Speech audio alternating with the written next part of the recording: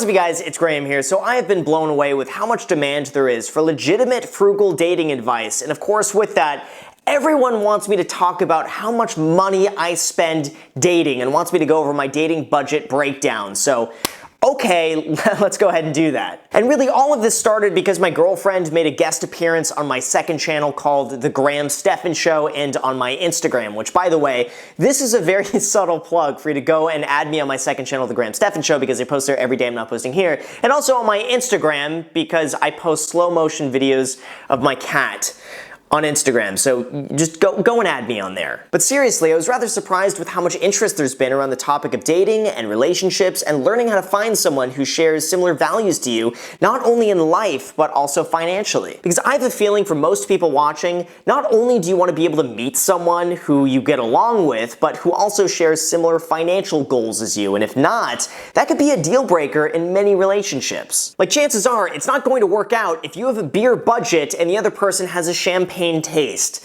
and vice versa. Like, especially for me, frugality and resourcefulness is something I really value. Like, I really enjoy living frugally, I enjoy budgeting, I enjoy saving money, I enjoy pretty much investing all of it, besides the occasional watch, and I look for those qualities in another person as well. So I'll go over my own experiences when it comes to dating and finding someone who shares a similar financial outlook as you do, and also how much money I spend on dating, and also several of my favorite frugal date ideas that you could do without looking totally cheap for doing them. Now first of all, here's my philosophy when it comes to dating and finding someone who shares similar frugal financial goals. The biggest mistake that I think you can make from the very beginning is leading with overpriced dinners, super expensive drinks, or very expensive experiences, thinking that the more money you spend, the better the date will be. And I can tell you hands down that is a huge mistake, and how much money you spend on a date does not matter whatsoever. If anything, it could actually work against you. Here's the thing, you attract what you put out. If you're out there flashing luxurious steak houses, expensive lobster dinners, and fine wine dates, chances are that's going to be what you get. You're going to set the expectation that this is now going to be the tone of the relationship moving forward, and you're going to attract the type of person who values and fits that. Now, don't get me wrong, there's nothing wrong with that if that is genuinely who you are and what you value as a person. But that is a problem if that's not congruent with the type of person you are, and you're using an expensive date as a substitute for actually building an authentic connection with someone. So if you want to find someone who shares a similar financial value to you, then it's so important that you are upfront with exactly who you are and the types of experiences that you value, and then you start doing that from the very beginning. It should just be an opportunity for you to get to show your personality and enjoy each other's company for who you are. The more authentic and open and genuine you are from the very beginning, the more likely you are to attract the type of person who likes you for you. So when it comes to this, here are some frugal date ideas that not only save money, but they're a ton of fun and really give you the opportunity to get to know each other in such a way where there's not some like weird, awkward small talk or anything kind of weird like that. And you can also save money at the same time. This is what they are. Now first, we're going to be talking about the cheapest date idea out there, and that would be the free event. Every single location out there has like a free event at least every week that you could basically just go and show up to. In Los Angeles, they have free concerts on the Pier, they have free art walks, they have free museum days, and they even have food truck meetups. Like, the options here are limitless. And something like this makes the perfect date because not only is it free, but it's also pretty interesting. Plus, something like this isn't so over the top that it could be intimidating to the other person. It's super casual, there's no pressure, and usually a conversation can just happen naturally because there's just so much to see and comment on. And maybe, just maybe, if the date goes really well, those free events usually sell churros, and everyone loves a good churro. Now, the second idea is going to cost you a little bit of money, but it's still incredibly cheap for what it is, and that would be to go to a cafe and people watch. Yes, this actually means going and spending money on coffee, which is something that it hurts me inside to ever suggest that. I am deeply sorry because I myself cringe when I hear myself saying that. But let's also be realistic here when you calculate the cost per hour in terms of experience and how much money you spend.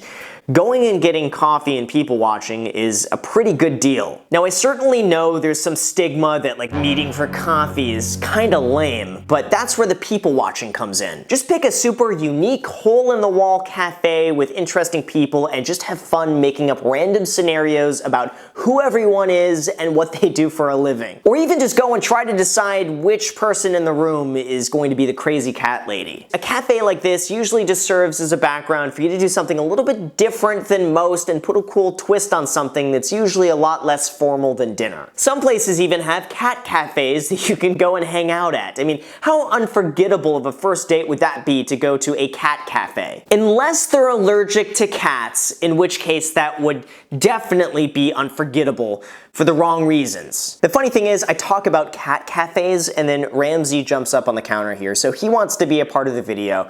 Who am I to deny you from being in a video? You want to be in a video?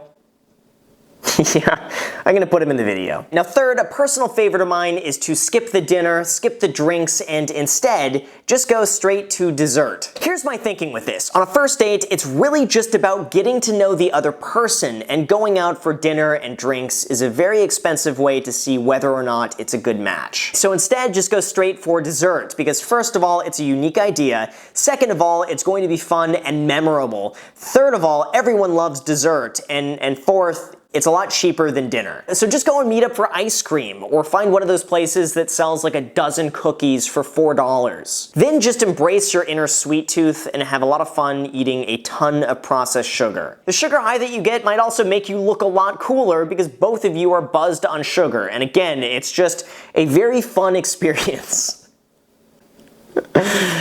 Not many people are asking each other out for dessert, so it's unique, and just go for it, and it's a lot cheaper than anything else. Ramsey's being very distracting right now, aren't you? Now number 4, if you still want to do the whole dinner idea, you could still do that on a budget by instead going to one of those really cool, unique hole-in-the-wall places. Now here's the thing with those hole-in-the-wall places. Usually they have very, very good food. Second of all, there's usually a really cool story with how you found that place in the first place. And lastly, it's usually a lot less expensive than if you go to a more formal restaurant. Plus, anytime you invite someone to one of your hole-in-the-wall restaurants, it almost seems a little mysterious. It's almost as though you're bringing that person into some sort of inner secret that only a few people know about, and it just creates a really unique vibe for the entire date. Now obviously, never take your date to one of those hole-in-the-wall places that's known for its food poisoning and roach infestations, but there are plenty of family-run restaurants that not many people know about because they never advertise outside of just word of mouth. Those are the places to go to. And finally, if you are going to be going all out with dinner and drinks, at least do me a favor and do it on a budget by doing the dinner and drinks on happy hour. Usually happy hours are during somewhat inconvenient times, from like 3 p.m. to 6 p.m. Purposely get there at like 5:45 just so you could get the tail end of the happy hour and get the happy hour menu. It's the same food, it's the same drinks, nothing's changed except now you save a lot of money for the exact same thing. Your date is not going to care if you order off the happy hour menu, and if they share a similar financial value as you do, they're just going to be very impressed with how financially savvy you are. Now from here, I was really surprised with how many comments I got saying how expensive girlfriends are, or how much money you have to spend in a relationship. And I'm just sitting here thinking, what are you talking about? Having a relationship does not need to cost a ton of money, and you can have an amazing time without breaking the bank. And here's a few ideas that I personally really enjoy. Like the first idea might be going on a hike or going and taking some sort of scenic walk together. And the cost of doing that is absolutely nothing because you're just moving your legs back and forth to get somewhere. That's it. And if you really want to go all out and splurge and just, make it rain, maybe you can get a bottle of water and some snacks. Go and hike Area 51 for all I care, but some of the best dates that I've been on have literally just been taking a walk down the beach, taking a walk down one of the popular main streets in the city, and just having fun. You end up getting some great conversation, you get some great exercise, and the best part about all of it, it doesn't cost anything. The cost for doing that Zero. Another really great date idea is just to cook food at home. Maybe I'm just crazy, but I think it's a huge hassle to go and like get dressed and then get in a car and then drive somewhere in traffic and then try to find parking and then have to wait to be seated and then have to wait for your food to be ready and then pay an expensive bill by going out to a restaurant. To me, that's just a lot of work. Instead, it's usually so much easier, so much less stressful, and usually a lot more fun to cook food at home, and all of that could be done for a fraction of the price. Like for instance, take an oven-roasted salmon and pasta dinner. Any fine restaurant would charge you like $25 to $30 a plate, not including gratuity. I can make the same thing for 2 people for at least under $16. The salmon might cost anywhere from $7 to $8 for 2 people, the pasta might cost anywhere from $4 to $5 for 2 people, and maybe add on another few dollars for seasonings and maybe like a lemon if you're feeling spendy. That works out to be under $8 a person for a very fun, amazing, memorable experience, as long as you don't overcook the salmon. Or another one, you could buy this $3 frozen pasta pack from Trader Joe's, and all you need to do is add some cheese and add some garlic, and there you go. For under $2 a person, you can enjoy a Gordon Ramsay style frozen meal for very cheap, and this is actually really good. Low-key, this is where it's at. Plus, it's also just a lot of fun to cook food with somebody else. It just becomes a really enjoyable, memorable experience. It's so much better than just going and sitting down at some stuffy restaurant and then eating food. And it's a lot more personal too, because this is something that you ended up cooking and making yourself. Now third, if you want the ultimate date idea on a budget, go and build something from IKEA. Ideally, this should cost you nothing extra because you would just be buying stuff from IKEA anyway, and now if anything, you can enlist the help of your significant other to help you build it for free, saving you some time. Nothing puts a relationship to the test like building something from IKEA, and not only is it incredibly fun, but also it tests your relationship to see how well you guys get along long term when you get in arguments together. You're gonna have to deal with the other person insisting they're right and the piece you put in correctly was not put in backwards because the instructions were very clear that you put them in the right way. You're gonna have at least 4 fights. But you're gonna have so much fun, and the time you spend together is going to be priceless. And I guarantee, anytime you ask a significant other or a date or whatever to go and help you build IKEA furniture, they're going to say yes, because it's fun. Everyone likes building IKEA furniture. And fourth, if you want a frugal date idea that you could also spin off as being kind of romantic,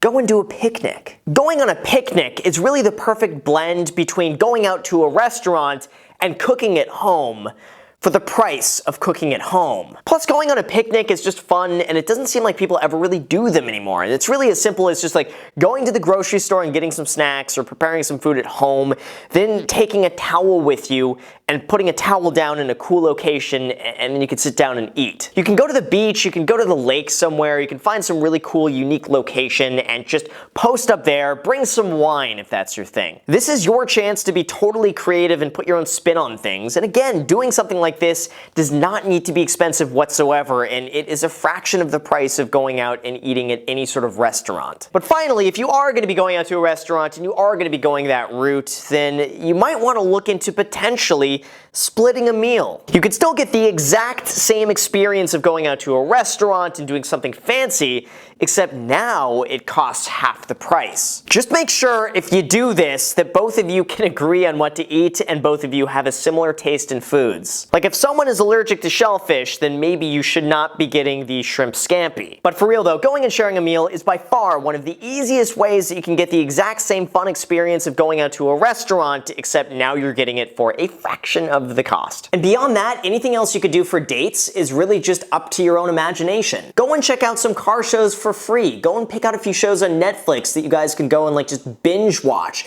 Go and check out some cool antique shops. Go and make fun of some threads that you see on Reddit. You don't need to absolutely shun the idea entirely of spending money, but you can still have a really wonderful time without completely going broke. Again, the entire purpose of this is just to have the experience of having a great, memorable time without using money as a substitute for doing so. And you can absolutely date and have such an amazing time for the same cost, if not less than you would spend just going and hanging out with your buddies on a weekend. And really, when it comes to me, I find myself really not spending anything extra when it comes to dating because that's just already within my entertainment budget anyway. Like, I'm usually going to go out on a Saturday night and either have a dinner with friends or go and do something with my buddies. And if I go and spend a night indoors or cook food at home, it's the exact same cost for me as if I'm going and doing something else. And again, the entire point of doing this is just to be able to do something that makes both of you happy, that you both enjoy, that creates really amazing memories and experiences together, and that's what this is all about.